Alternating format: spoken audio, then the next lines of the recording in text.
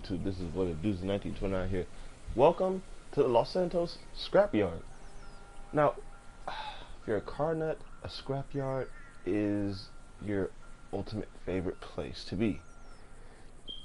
And it's the fact that you can find a lot of cool cars over here.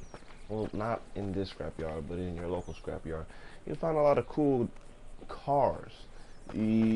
Some scrapyards, they have cars where it's sectioned off, with the late models, and the section where there's much newer cars. And I usually like going to the classic car section, late models, if I'm correct. And they'll have some cool cars that were there and they were junked, and you just sit there and wonder. I wonder who owned this car, who cherished this car, who bought it brand new, what did this car serve as its purpose? What did it do? Did it take a former senator? Did it take a president? And what did it do? So here's an example of a car that I think has served a whole bunch of purposes, and it's a real interesting car. Presenting the Bravado Rat Loader. Now I bet you're wondering, this car is completely beat up. It's got a lot of junk around it. It's garbage. It's totaled. It's wrecked. Well, this is what the car looks like. Truck. It's branded as a muscle car, and it's the second oldest car in the game, right behind the tractor, and it's just an interesting truck.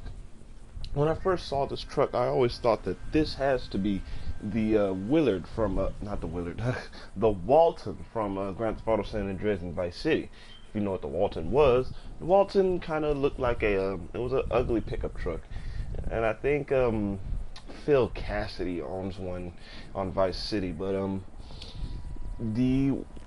I thought this was the Willard. No, I don't think, not Willard, the Walton. I always thought this was the Walton, but then I looked at it and it's like the Rat Loader. And this car was just really, really rare to find to me when it was on Grand Theft Auto online store, not online, the story mode. You have choices where you can find this thing in Sandy Shores, and people don't drive them.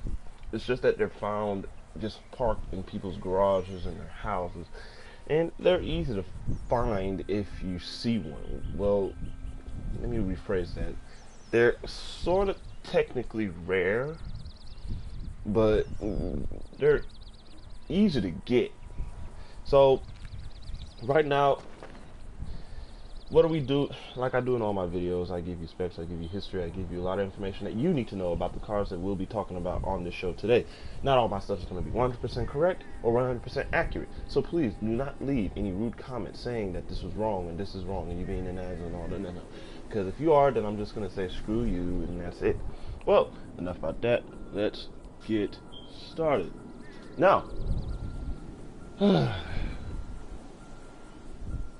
Rat Loader. This is his first year. This is his first time ever being introduced in the game, and it's based off a 1937, if I'm correct, Chevrolet pickup. Now, this is not technically the first pickup. First pickup was actually a 1927 Ford Model T, and it was actually called the Model T Runabout. And pickup trucks, they were always made to work. Now, I don't know much about the first few pickups because I'm not a big pickup fan. So all I know is the first pickup truck was actually made by Henry Ford, and he's credited for having the first affordable car, because these trucks were actually really, really affordable at around $375, and I would say that's probably around, I'll say that's about $5,000 in today's standards, if I'm correct. But it was affordable. Ford didn't make a lot of them. There was around 130-some thousand of these Model T trucks made. But then you say that's a lot. But you gotta realize, almost 100 years of wear and abuse. You don't know how much of these trucks are left. So you think that just because they made a lot of trucks, they're going to be easy to find. Well, let me put it to you this straight. Ford made millions of Model Ts. Made millions of them. He only made 130 odd some thousand units of the Ford truck, Model T truck. Any type of truck, basically. Trucks are actually those types of vehicles where they're made for work. And it's really hard to come by to find a truck that's from the 20s, the 30s, or 40s. In even the 50s, and any kind of truck that is in decent shape. Chances are, if you find an old classic truck, it's either so rough and so beat up that it requires you to have a lot of money to fix up. That's the thing with trucks. They're made to work.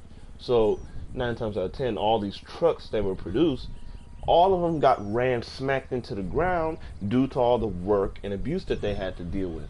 So, what's the thing with the rat truck? Well, rat loader, because there's another thing called the rat loader truck. But this thing looked like it survived a lot. This thing survived the Great Depression. It survived the wars. It survived a lot of abuse. And this is strictly an example of how good American manufacturers, how everything made in America was well built back in the day. This thing still runs. It still chugs around. It has a little bit of problems, a little stuff, but that can all be fixed. You can fix the fenders, you can fix the grill, you can fix the hood, you can get rid of all that trash. It's not hard to get this thing fixed up. It's really affordable, around $6 grand, and at one point this thing was actually for free, but Rockstar decided to change that up a bit. Now, I personally do not like the rat loader because it's got some terrible handling, but other than that, this thing is a perfect rat rock, and I really think this is really cool. Now, Rockstar recently brought out, I would say a year or two ago, they brought out a vehicle called the Rat Truck. Now, the Rat Truck is the same thing as the Rat Loader, but it's restored. It's fixed up. Everything's not. It's basically a restored Rat Loader, but it's much faster, to be honest with you, much more power. So I'm gonna basically take a cruise around this thing because I have nothing more to say about this thing other than the performance.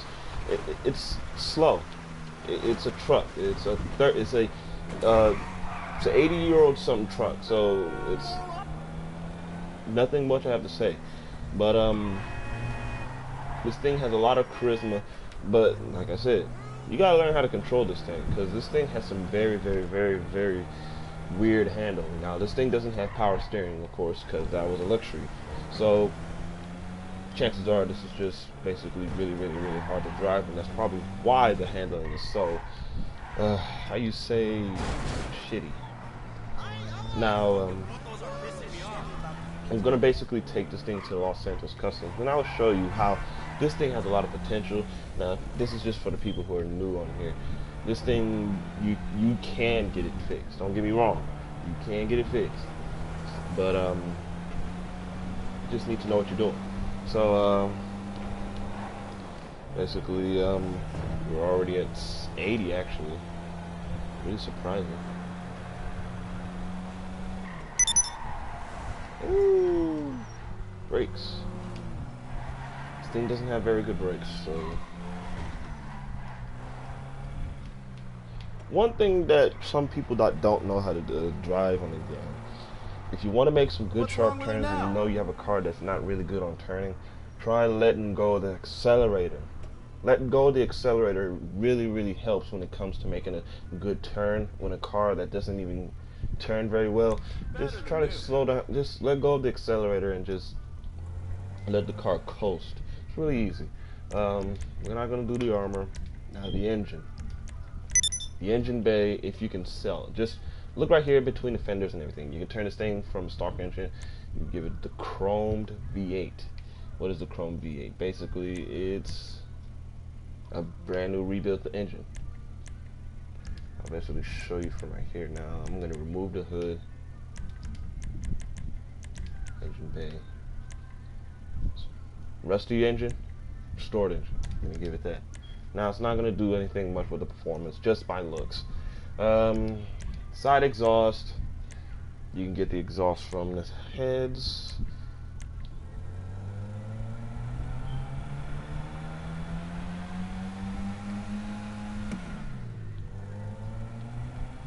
I'm gonna do that.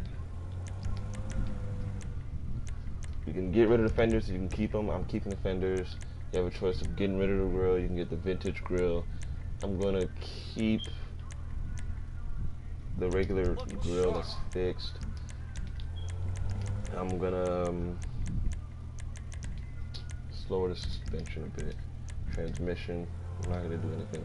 Nothing dealing with anything with the powertrain. I'm just gonna keep all that. I'm gonna get rid of this, keep the basic truck bed, and basically this is what you get. Now I can easily do more, but I just do not want to dump all this money into this truck. I really don't. So basically this thing is technically fixed up. It's a, how you say, rat rod. Now this thing is really cool. It's mostly for show, if I'm right. I wouldn't recommend racing in this thing because it's not that fast. It's just basically made for just riding around. Now I don't have much to say about this car, so I'm just gonna end things off here. I don't have anything dealing with the specs or the performance and everything because this thing is just not my style. It's not my cup of tea, and I just really do not want to have to put this much time and effort into this thing. Now, if you want to do that, sure, be my guest. This thing is really dirt cheap. That's the only thing I have good to say about this thing. It's dirt cheap to fix, it's dirt cheap to buy, dirt cheap to do anything you want to. You can probably do 80, maybe 100 grand worth of work into this thing, maybe. And this thing can really turn some heads. But if I was you, I would actually go for the Rat truck, which is a restored version of this truck, and do that on it because there's more that you have to offer for that one. It's much more powerful, much more better looking. It's just a basic truck basically. So this is what it does in 1929 here, signing off with the Rat Loader. I'll see you guys later.